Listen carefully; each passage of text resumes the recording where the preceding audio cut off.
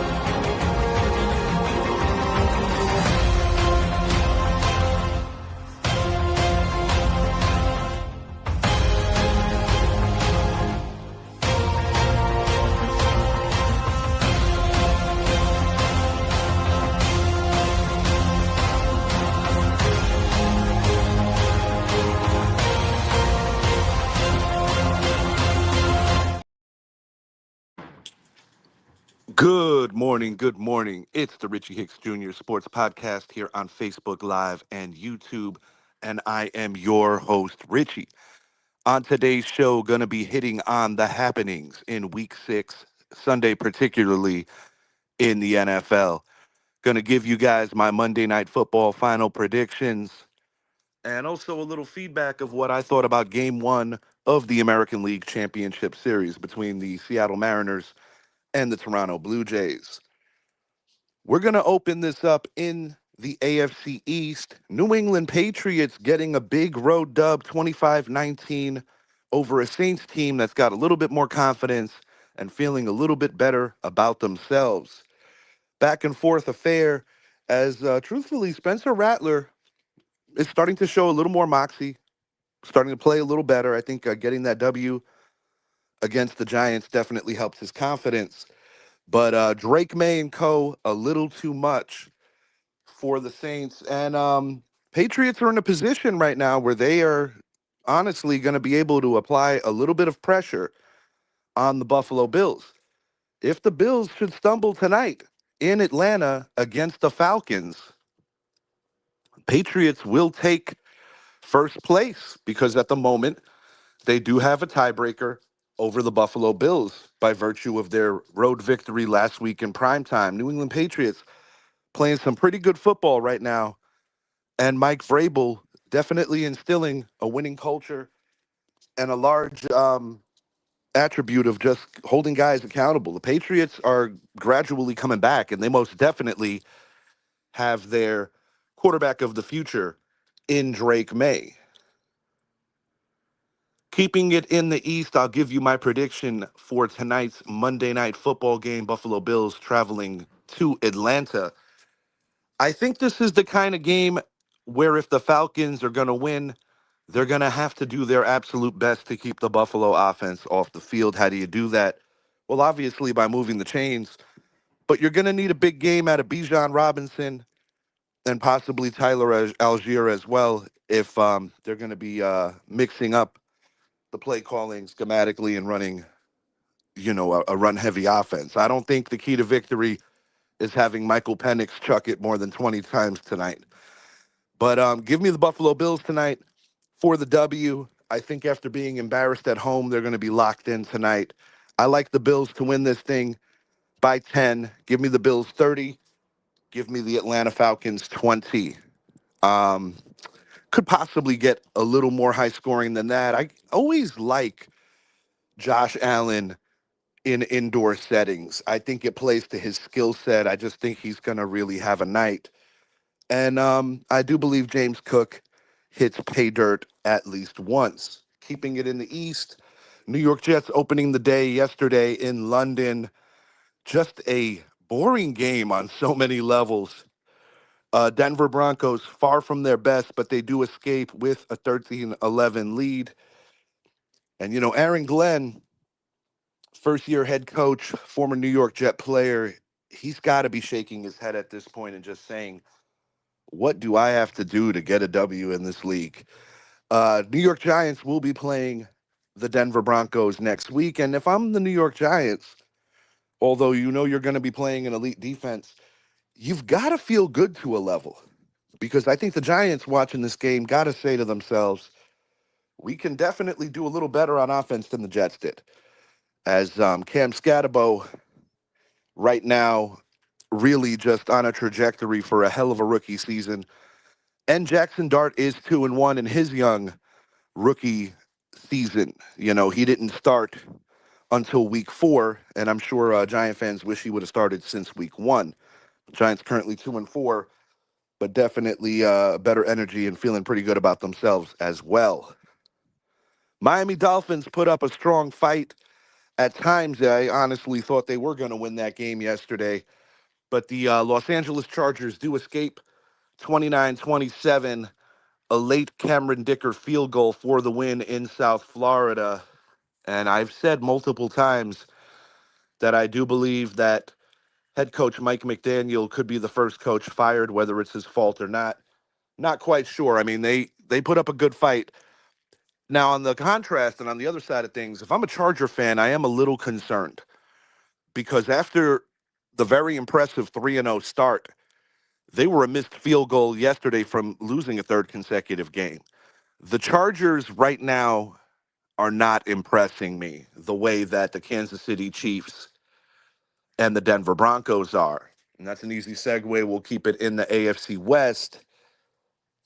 Kansas City Chiefs in prime time, big statement game, and truthfully, just some great play calling. I really enjoyed the way that they stretched out the Lions defense and just really overmatched them on the coaching spec. You know, Patrick Mahomes was in the zone yesterday. Travis Kelce had one of his stronger performances of the season. Hollywood Brown had his best game since 2021, hitting the end zone twice. One of those on a bit of a trick play as he was crossing the line of scrimmage, you know, rather behind the offensive line. Patrick Mahomes hit him with a quick tap pass. And with his speed, he was able to beat everybody around the corner. Lions had their chances yesterday. They drew up some creative plays as well, but just too many penalties and too many mistakes for the Detroit Lions yesterday. And by virtue of losing last night, the Green Bay Packers now reclaim first place. You could visibly see that the Cincinnati Bengals, although they lost, were much more competitive with Joe Flacco at the helm. Packers were in control for a good chunk of the game, but in the fourth quarter, the Bengals definitely made it interesting. Packers win by 9, 27-18. The Bengals attempted to shave it down to a one-score game, but they missed their field goal. But that North Division is interesting. Very interesting is that North Division.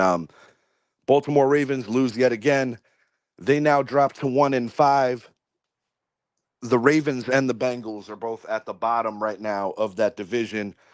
And coming into the year, you know, the expectations were definitely high, probably higher for the Ravens. But the Pittsburgh Steelers right now, I look at what they're doing, and they're in cruise control. In that Raven game, unfortunately, Puka Nakua got injured. He is uncertain for week 7 as of right now. So that could be a potential big loss if he misses any time. And, the Rams were able to defeat the Ravens 17-3. I expected the Rams to really blow this Ravens team out, which did not happen. And the Rams got to figure out a few things, too, because their kicking game right now has been very unsatisfactory. And that is something that can come back and really bite them later in the year, possibly in a playoff game. So, kicking is so very important. But the Rams defense, did what I expected. Cooper Rush really had no answer in any way, shape, or form. And if you're the Ravens, you got to hope that Lamar comes back soon. He could be back in the next week or two, but it's getting late early over there. And as I already mentioned, the Pittsburgh Steelers, very impressive defensive performance yesterday. They held down Judkins. Dylan Gabriel just had a very rough day back there, and it makes me wonder how patient the Browns are going to be with Gabriel and when we're going to see our first Shador Sanders sighting as the starter. But, just a rather easy victory for the Steelers. Aaron Rodgers wasn't incredible, but he was definitely efficient. DK Metcalf had quite the day yesterday as well. And the Pittsburgh Steelers are really in a position where they are basically just running away with this division right now. So, Pittsburgh, a team that I picked to be a strong wild card, looks like they're going to outdo what I expected off the jump. And yeah, Aaron Rodgers has to be feeling good after two dreadful seasons with the New York Jets. AFC South. How about Indiana Jones? You give credit to the Arizona Cardinals. They played their hearts out. They unfortunately fall to 2-4, but definitely gave the Colts all they could handle. But another late drive and just the Daniel Jones magic is a real thing. This is a team that only has one loss right now, and they are atop the standings in the AFC South due to the fact that the Jacksonville Jaguars got beat at home. And 8-point loss for them, losing 20-12 to the Seattle Seahawks. Seahawks are becoming quite the road team, and Sam Darnold is becoming quite the winner. When you look at his work that he did in Minnesota a year ago, and the kind of start that the Seahawks are having, right now, if you measure the NFC West, you can make a logical case that the Seahawks are the best team right now. Another West team was in Florida yesterday. San Francisco 49ers fought valiantly, but come up short 30-19 against the Tampa Bay Buccaneers. Buccaneers look forward to a game with the Lions in the Motor City next week, and that's going to be very exciting. I think that has the potential to be the game of the week. And right now, based on what I'm seeing, and this is impressive when you consider that they're missing both wide receiver Mike Evans and running back Bucky Irving. Right now, I really believe that the Tampa Bay Buccaneers are a legitimate Super Bowl contender. And I think right now, looking at them, not just based on record, but based on performance, I think this is the best team in the NFC, a team that could easily be undefeated right now. Baker Mayfield putting up a true case to win league MVP. And it's amazing when you consider that that man replaced the greatest winner of all time at the quarterback position. Of course, I'm talking about TB12, Mr. Tom Brady. And just truly remarkable, truly remarkable what's going on there. Um, an interesting week, to say the least. We had a franchise tackle record broken that Ram game as well. It seemed like the post-game interview, Landman was just kind of like in awe of speaking to Tom Brady. And I've noticed that in a lot of post games that that's the way it goes. Well, they call him the GOAT for a reason. And whether he's your GOAT or if he's in your top three, Tom Brady is a very special player.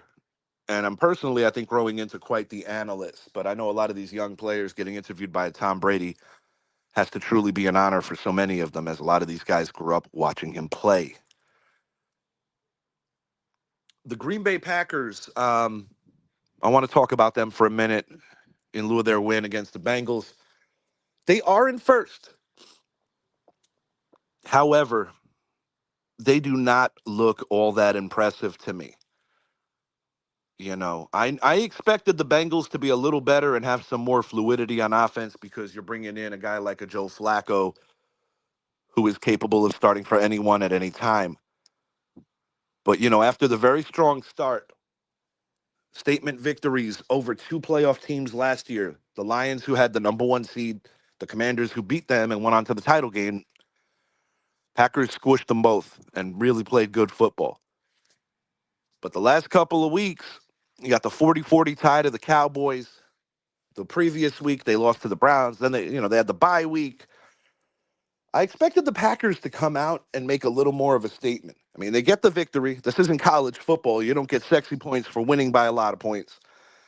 But not overly impressed with the Green Bay Packers right now. And although the Detroit Lions got beat yesterday, the Packers have the one up on them right now. They're going to have a rematch in the Motor City later in the year. Minnesota Vikings, who are on the bye, right in the mix as well. And J.J. McCarthy will be playing next week against the struggling Eagles team. Philadelphia Eagles, as many of you know, got handled by my New York Giants Thursday night. And while the Giants remain in last at 2-4, and while the Eagles remain at first at 4-2, I really believe that this is a big statement for the future. I mentioned it on a previous show that Jackson Dart, as a rookie, joins other very successful rookies in this division, Jaden Daniels, and of course Dak Prescott, who has had a great run in this division, the NFC East. Jackson Dart certifies himself as the franchise quarterback. Cam Scatabo certifies himself as a guy that will make you forget about Saquon Barkley. And just a perfect win on so many levels for the Giants. I know a lot of Giant fans are right now frustrated because at minimum, I think most of us feel that we should be 3-3. Definitely let the Dallas Cowboys off the hook. Not to mention that the New Orleans Saints game, we outplayed them, but just constantly gave the football up. But when I look at it, losing to Dallas is a blessing because if the Giants do not lose that game, Russell Wilson probably doesn't get benched when he did. And seeing how Jackson Dart has really just instilled a new energy in that locker room, I believe that things are good right now. I have no idea how these Giants are going to end up. It's hard to forecast when you beat the world champions but lose to a winless Saints team in the same week. It's very hard to forecast what I'm expecting from the Giants, but I think going into Denver, they have a legitimate shot to win the game, and then they play those same Eagles the week later. A couple of weeks, the Giants could be a 500 team and very much in the mix for the NFC playoffs. Time will reveal that. But things are looking brighter than they have in quite some time in East Rutherford, New Jersey. Rico Dowdle. First game against his former club, the Dallas Cowboys, and he had the best game of his career, filling in for the injured Chuba Hubbard. He sets a Carolina Panthers record for most rushing yards in a regular season game. Just a phenomenal performance, and they needed every bit of what Rico brought because ultimately it still came down to a game-winning field goal. This drops the Cowboys now to 2-3-1. The Carolina Panthers, who are actually a very hot team right now, improved to 3-3.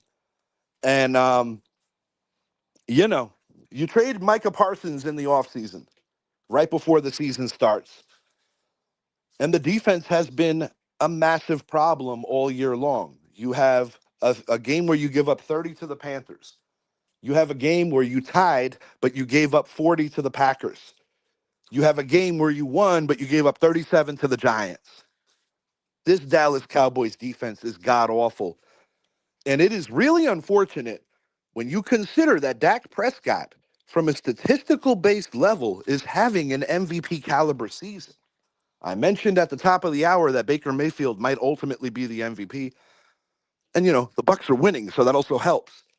But Dak is having a hell of a year, but there is no balance on that Dallas team. Javonte Williams, he's having a good year. The offense is playing well. They've been putting up these numbers. George Pickens is doing his thing. And this is while CeeDee Lamb is currently injured. CeeDee Lamb might be available week 7 against the Commanders, and that is going to be a huge, huge game. As the Commanders go, definitely think that they should be able to get the dub tonight against the Chicago Bears. They are home for this one. Second time that last year's draft picks, 1 and 2, go head to head. Jaden Daniels currently leads that series 1-0 by virtue of his Hail Mary last year, which was just really hard to believe that the Commanders were able to walk away with that victory. But it should be a good game tonight. Give me the Washington Commanders 27. Give me the Chicago Bears 20. I think it's going to be a competitive game, but I definitely like the home team, and I think Ja'Cory Krosky-Merritt is going to continue his ascension into that Washington backfield as he is proving through patience that he is the right guy to be the number one. As of course many of you know, Austin Eckler out for the year, torn Achilles. They traded Brian Robinson. The Commanders definitely took a chance going young at that position, but right now it is paying dividends as they got that big win last week in SoFi against the Chargers. This was an odd week in football, I must admit. I don't think too many people picked my Giants to open up the week with the beatdown of the defending world champions. A lot of parity right now, a lot of parity in the league. And I think when we ask ourselves who's the best team in each conference, that is literally a week to week question. But as of right now, based on what I'm seeing, my best team in the NFC is the Tampa Bay Buccaneers.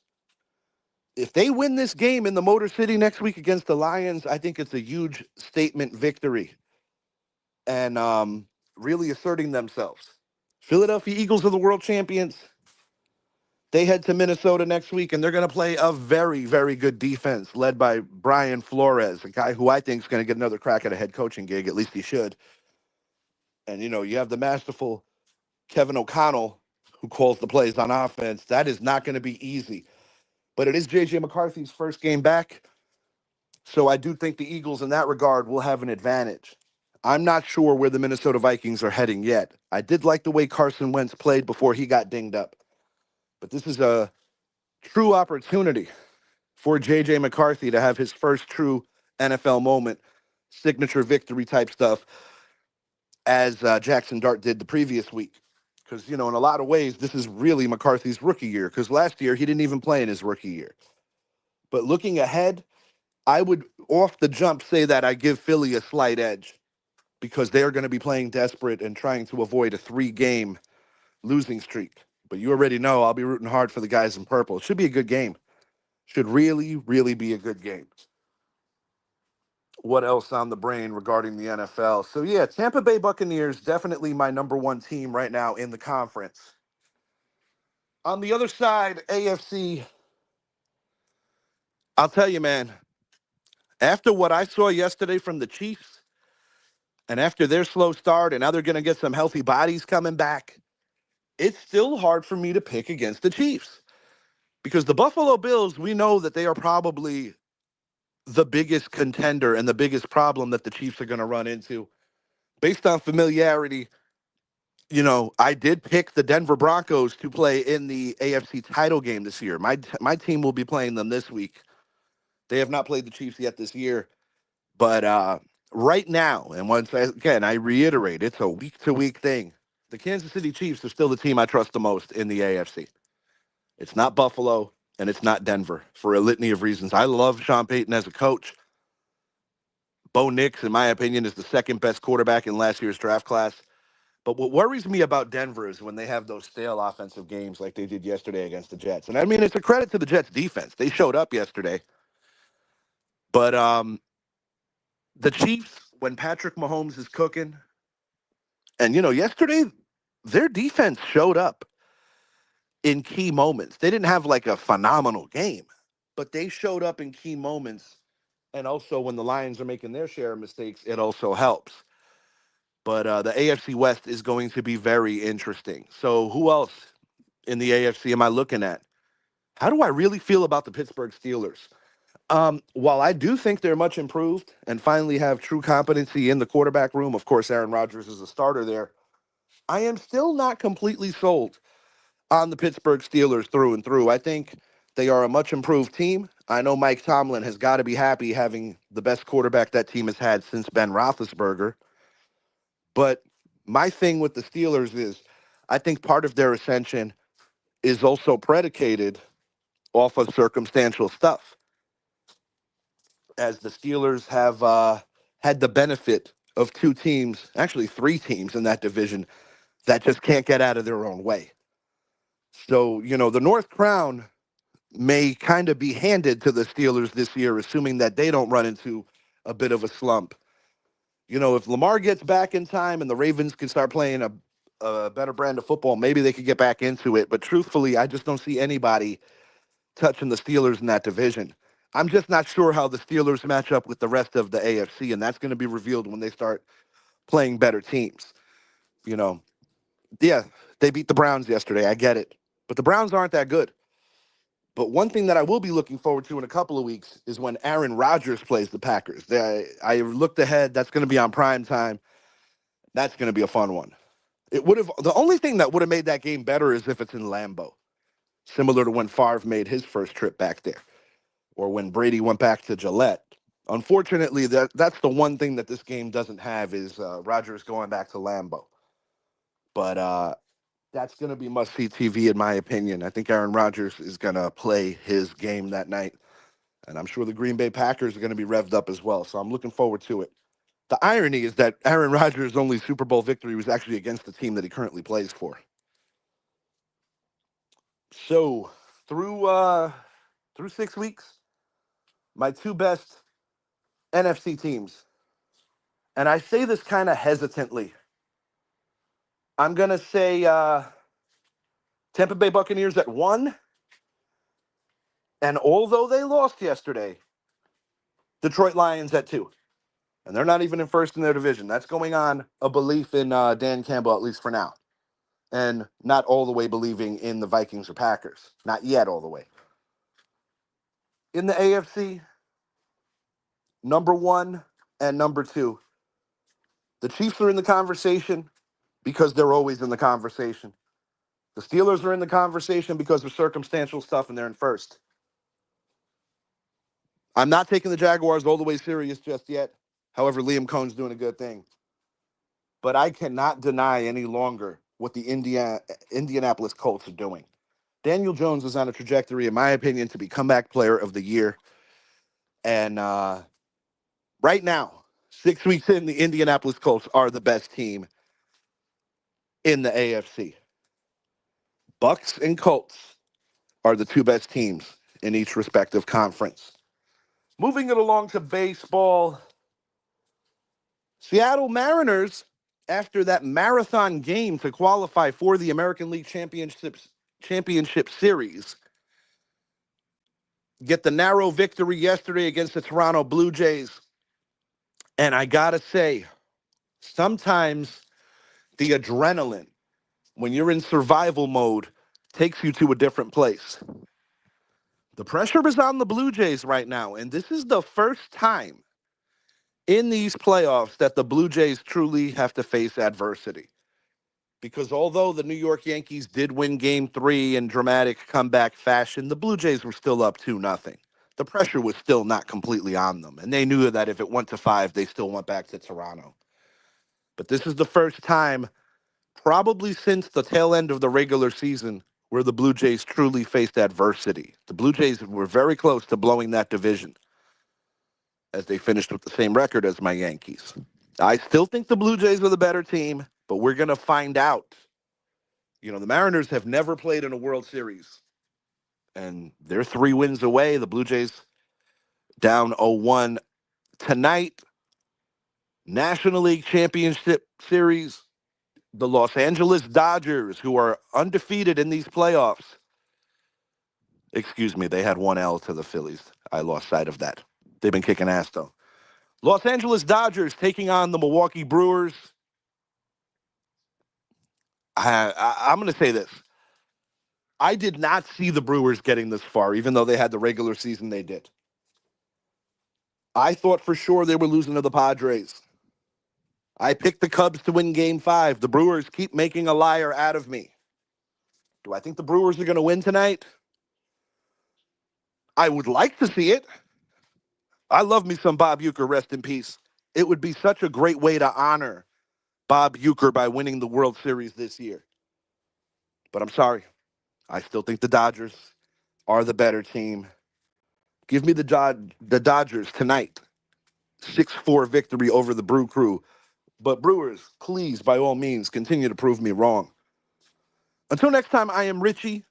If you haven't already, please make it a point to like and subscribe to the channel, the Richie Hicks Jr. Sports Podcast on YouTube. Check out the Vicious Mix, the V Mix with my guy, Idris Salam, on live365.com. Check out the Casual Convo Show every Wednesday from 8 to 10 p.m. over on Hand Radio. And also make it a point to check out our friends at the Sports Corner. Mr. Joe Gallagher, and Mr. Johnny Nast. Announcements to come for our next show. And yeah, crazy, crazy week 6 in the NFL. And it just goes to show you it is a what have you done for me lately league. And as you can see by the way I covered this, it is truly wide open right now as the midway point is not far away. Have a great day, everyone. I'm out.